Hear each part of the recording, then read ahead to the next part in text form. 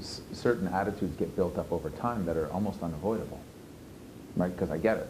I've been one of those people. I've campaigned hard 4 times and in many other elections, and I've seen the other side do some nasty things. I mean, just stuff that's not commendable. But I'm not necessarily even speaking to our party or members of other parties. I'm speaking to the people who vote, right? The people who don't vote. I'm speaking to folks to say, if you want to be reflected in your government, we must find ways to cooperate, must find ways to be more generous.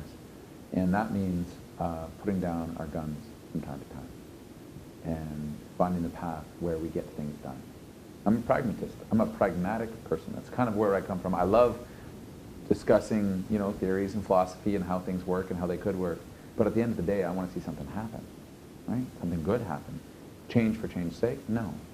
Change to make life better, fairer, those kinds of things. That needs to happen. But to understand that most Canadians don't approach their choice at the ballot box as some sort of sworn in blood oath to one party or another. I mean, we know that as well through the shifting loyalties of voters across these generations, that people are not fixing in on one political ideology and staying there. They're moving.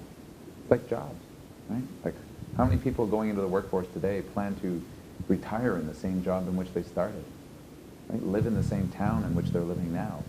Things move. We have that capacity.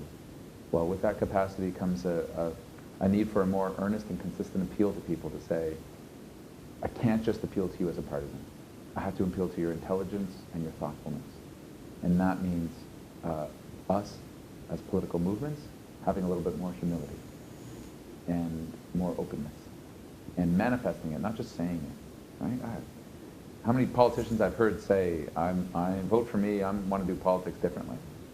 And you scratch the surface of that and you get down to the same nuts and bolts as every other politician. Wow.